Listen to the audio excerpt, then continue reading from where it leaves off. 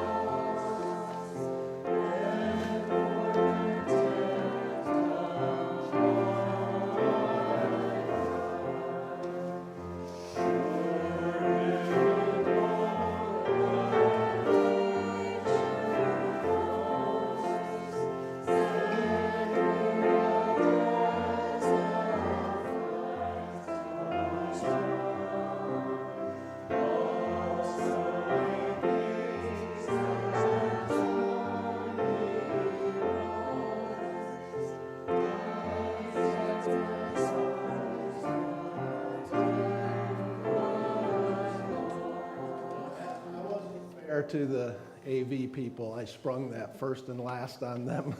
So if we could put the slides to the last verse 4, and let's sing the last verse. Ready?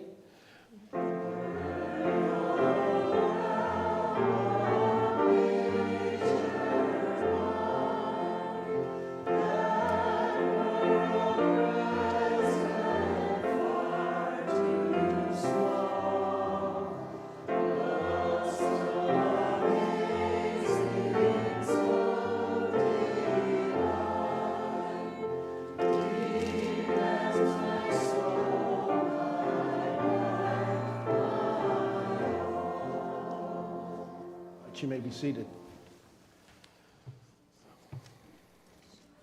Just to remind the seniors that the outing at the Wilds is Thursday this week. And if you plan to attend, please sign up. Tonight would be the deadline. And probably on Tuesday, I'll contact those that are planning to go and give more information. And if we need to arrange for rides, we'll take care of that at that time as well. Should be a good time together. We're starting to get some color, aren't we? A little bit. So maybe there's a little more in New Hampshire. I don't know. We'll see. But that'll be nice. Men's breakfast is on Saturday, October 14th. The super duper breakfast. In fact, I will be cooking even. I'll be grilling some steaks. So we're going to have some steak, men. And then whatever else Steve and his minions put together. But it's going to be the super duper breakfast. After that, we'll have our fall work day. So that'll be about 9:15 to noon. And those, I think Pastor Tom mentioned this morning that those are good opportunities for just being together. There's something about working together that I found with churches, it helps unite us together. And then there's all the jabbing and jesting and joking. If you've been in the kitchen on these nights these men are working, boy, there's real abuse going on in there. But it's all good fun, and they all enjoy one another. So anyway, I think more announcements are coming on the kitchen for a put everything away and clean everything up announcement, so stay tuned for that. And then I think that's all of our announcements that we need to make for tonight. So if you would, turn in your Bibles to James chapter 2. And as you can tell by the handout, this week we're going to look at the sins of the tongue. Now, without looking at the handout, okay, I'm asking you not to look at the handout right now. When you think of sins of the tongue, what comes to your mind? You don't need to raise your hand, just shout things out. Swearing. What? Swearing. Swearing is certainly a problem, isn't it? What? Gossip? Everything. Everything that comes out of Don's mouth. No, I'm teasing. All right, I heard swearing, I heard gossip. Bitterness. Bitterness can come out in speech, right? Lying. What? Complaining. Lying, complaining. There's words of complaint. Okay. So some of those things we covered as respectable sins, and you're saying them again as there's speech associated with all of that, right? All right, now you can look at your handout. Jerry Bridges, who wrote this book, mentioned at the outset of this particular section on the tongue that at the time that he was working on writing the book, the most assumed upon sin when asked about his work was the sin of gossip. And so in his book he says, apparently, this is the first of the Christian sins that comes to mind, so it must be quite prevalent among us and is something we continue to tolerate in our lives. I think sometimes we gossip and don't even recognize it. We just start saying stuff, and it's about someone else, and it's not needed to be said. And that's part of gossip. So I think gossip I heard second from you, but according to Jerry Bridges, when he asked, that was number one. So is there gossip in Christian churches? Yes. Is that a real thing? Sure it is. Okay. So we want to keep that out of Trinity Baptist Church as much as we can. Okay. So I think we think the same way. We think when it comes to sinning with our tongue, certainly we would think of gossip. So with this lesson, we want to accomplish a couple of things. We want to see the types of sins related to the tongue, things other than gossip, and we want to give some meaning to those things so we can sort of see it when it's in our life, if you will. So in your notes, let's look at the denotation of the sins. Sins that we'll consider here, as you can tell as you work through that list, are gossip. And then there is slander. That's something a little bit different. There is critical speech. I've never been known to do that, ever. Critical speech. This one I do have a problem with sarcasm. I try to be funny, and it becomes sarcastic. And then my wife says, that wasn't funny. Oh, you're right, it wasn't, I'm sorry. Then there can be insults and ridicule, and that's just to name a few. Aren't all of those sins damaging? They usually damage someone else, and then if they become a characteristic of our life, it becomes known by those that are close to us, and it becomes damaging to our own life. And if we allow them to go unchecked, they can really become a part of our life. So the Bible does clearly warn about our speech, doesn't it? In many, many places, the Bible warns us about our speech, warns us about these kinds of sins. And so you'll see on your handout, the book of Proverbs gives around 60 warnings of these kinds of sins with our speech, and specifically things like gossip and slander. But then you come to the Lord Jesus' words in Matthew 12 and verse 36. And you'll see in your notes there he says that every idle word spoken will one day be brought into account. What is an idle word? I-D-L-E. What? Careless? I think that is involved in that. Right, Jennifer? Careless. What else did I hear? Useless. Something that's useless as well. So Jesus warns of even just these idle words. And then Paul stressed the importance of our words as part of our testimony before others.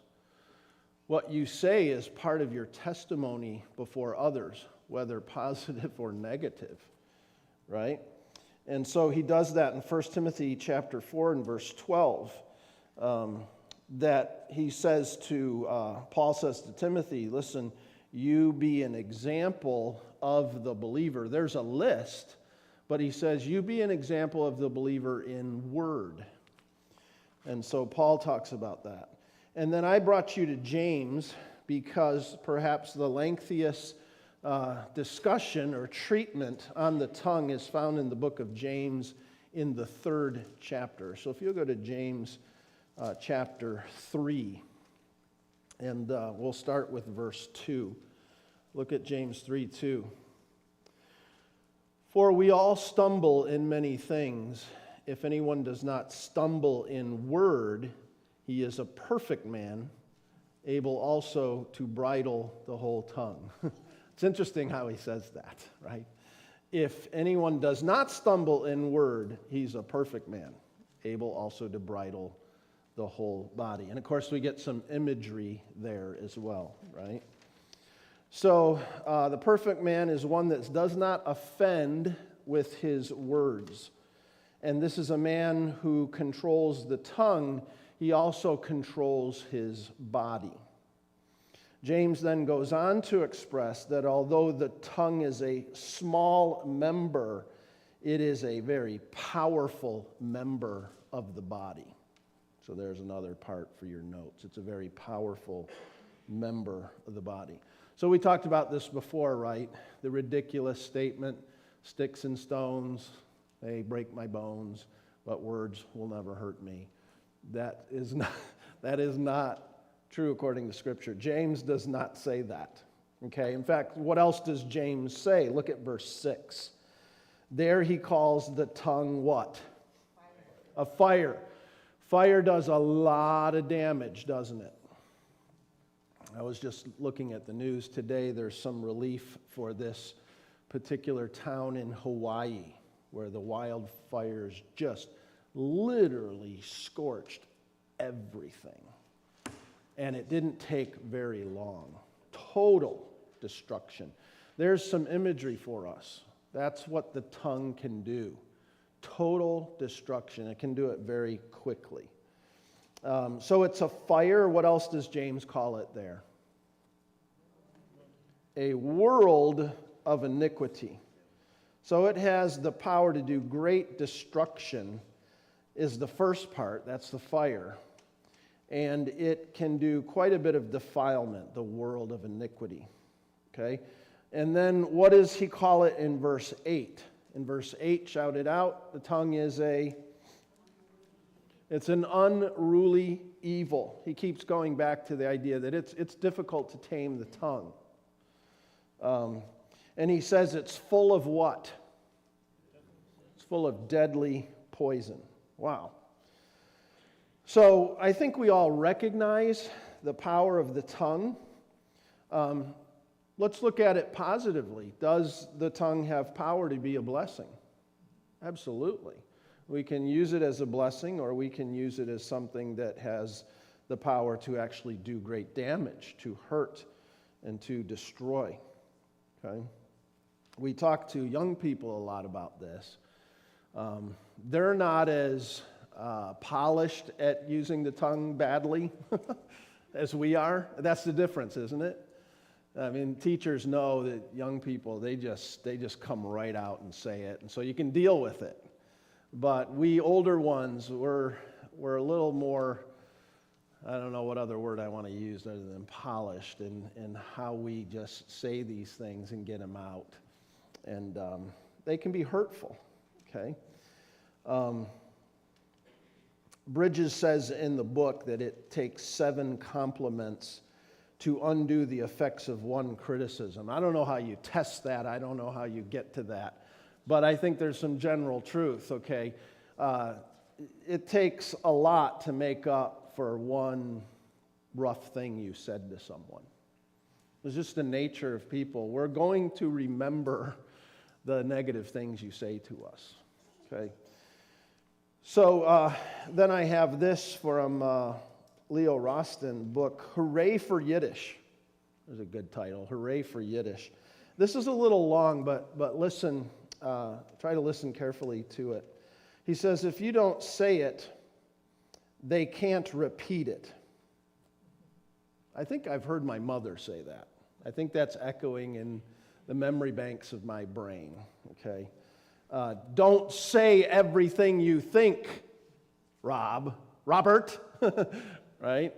And if you don't say it, they can't repeat it. Well, then he goes on in Yiddish folklore, tells this tale about gossip makers. And he talks about a man that had told so many malicious untruths about a local rabbi that he eventually came under remorse that he had been so hurtful with what he said about the rabbi. So he actually went to the rabbi and begged for his forgiveness. And the rabbi said, well, yes, let me tell you how you can make amends with the way you use your words with people. And he said, take 2 pillows, go to the public square, and there cut the pillows open. Wave them in the air, then come back.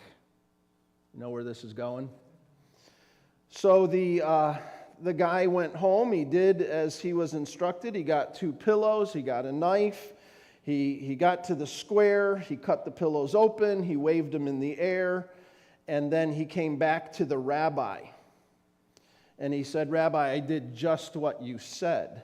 And then the rabbi said, now to realize how much harm you've done with your words and with gossip and untruths, go back and, you guessed it, right? Go back and pick up all the feathers, collect all the feathers. I think that's a good illustration that we can't correct everything we say, even if we want to, or that could be possible. So again, the tongues are powerful members, and we need to take responsibility for how we use them. And so with that established, let's look at these specific sins here and define them. And we'll begin with gossip. So no, I'm on the right side. Does everyone have the blanks for everything on the left side? Got it all? Good. All right, on the right side, gossip. Well, you just kind of know gossip when you hear it, don't you? Well, maybe we don't. Maybe that's the point, that this is maybe something so common that we don't always pick up on it. And we don't when we're the ones saying it. Right? Again, this is one of those things. It's easy to point out when someone else is doing it, but it's not easy to see it when you're doing it. So how would you define gossip? Here we define it as the spreading of unfavorable information about someone else, even in the event that the information is true. Gossip doesn't have to be a lie, but oftentimes it is. Okay? But the spreading of unfavorable information about someone else, even in the event that the information is true. Jim?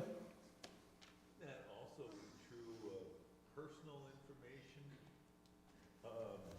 And it wouldn't have to be bad. It's just that it shouldn't really be anybody else's business. Right, right. Again, my mother would say, you don't have to tell everybody about someone else, right? It may be personal information. So, gossip. How do Christians and churches, guys, gossip? Like what? How do they do that? What do you think, Juan? Prayer for someone that's going through a difficulty and giving the graphic details. Yeah, prayer requests. And we get all these details, and we're thinking, was that an announcement or was that a prayer request? Is that, too much information, right? We understand that much, if not most, gossip is based on some kind of rumor. Well, I heard this. Well, if you're not sure about it, again, my mother would say, don't tell it. You don't know that that's accurate. You don't know. So you're hearing that second or third hand. Well, it must be true because so-and-so told me. Oh, okay. So what is the motivation for much of gossip that goes on? What do you think is the motivation for gossip? Why do people do it? Jealousy. It could be jealousy, right? We're actually trying to hurt someone. What else might be the motivation for gossip? Lori? I think of an idle mind. Yeah. I mean, you got other stuff you can be thinking about. Why? Yeah, maybe the gossiper needs a job or they need something to do, okay? They're a busybody maybe, and they have to tell everything that's going on around them. Some people are trying to stir up a hornet's nest, cause trouble. Some people are deliberately trying to cause trouble. Jim? Maybe they're just trying to appear smart, knowing, having lots of information. Yeah. Yeah, I'm Which the... is a form of worship of self, I think. Okay, good. Any other motivations for gossip? Pride. Why do you say that? You're right. Getting the attention, looking good to other people maybe. Yeah. Look how bad so-and-so is. Boy, I'm not like that. I mean, they wouldn't say it, but that's what's happening in the gossip, right? And so that's actually what Bridges suggests, that gossip feeds our sinful egos. It feeds our egos. This is especially true when what we share is negative in nature, okay? Why so-and-so is, man, they're in trouble. Yes, Lori? Could we also say that in the media today, it's more like gossip than actual news? Yeah, good point. And we as humans, some of us tend to idle quote-unquote news. Mm-hmm. It's really not. Yeah, let me tell you something, right? I got something to tell you. He says, we can't hold it back. Okay, well, should we tell? Let's stop for a minute. Should I tell this? Okay. We're going to come back to actually what your thoughts here when it comes to slander.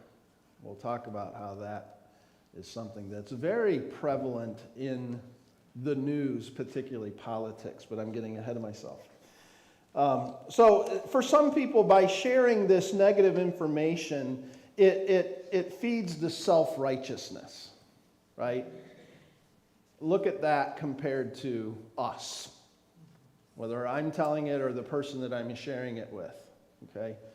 Don't be the companion of a gossiper, okay? That's a problem. Gossip is a means to exalt yourself at the expense of tearing down another person. So that's gossip. Now, slander. It is closely akin to gossip.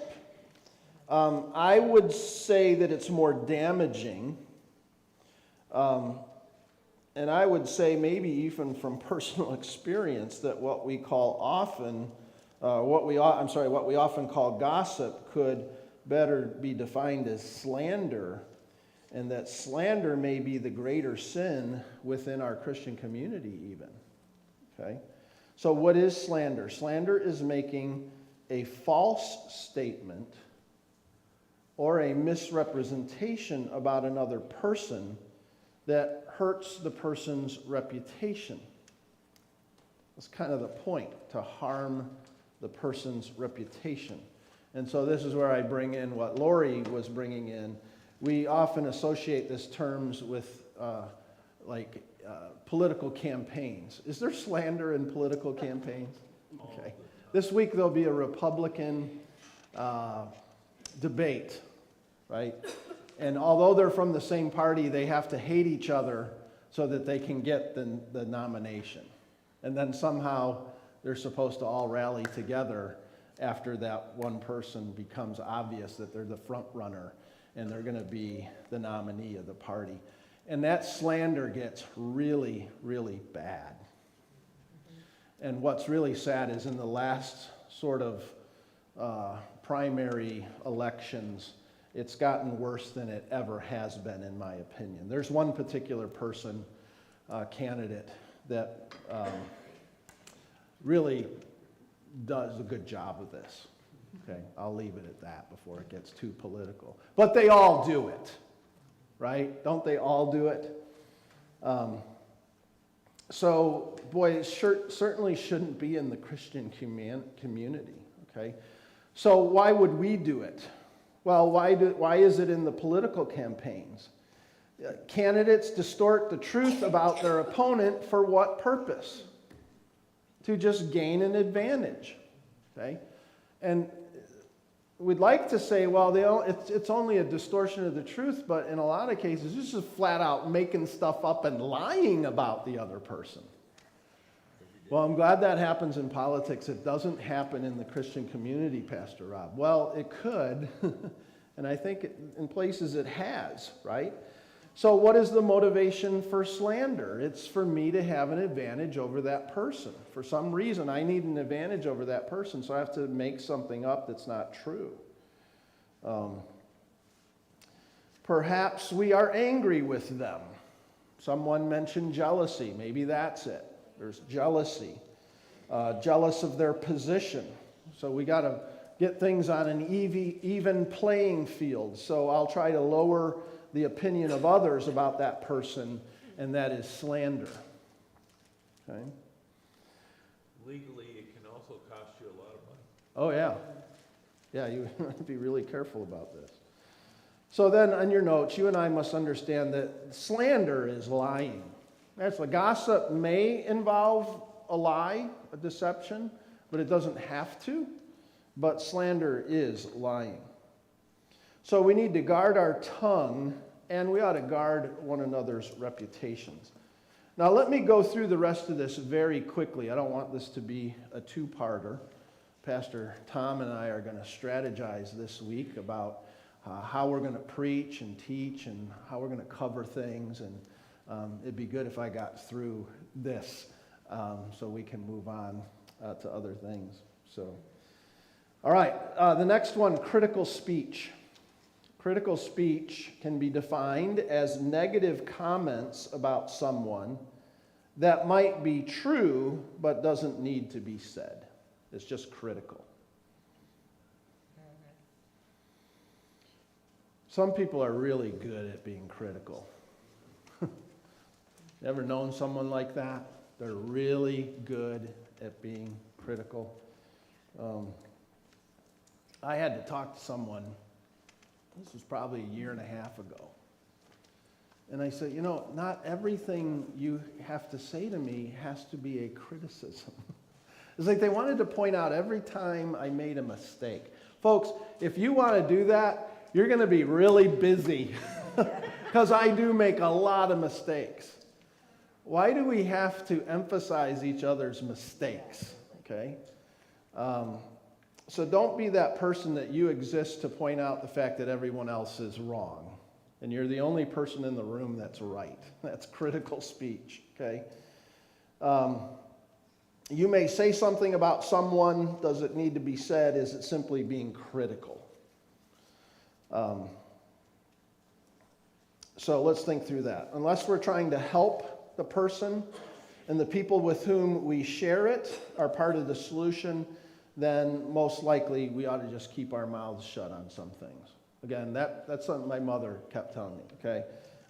If this isn't going to be directed toward helping the person, if you're telling me and I'm not part of the solution, you shouldn't tell me.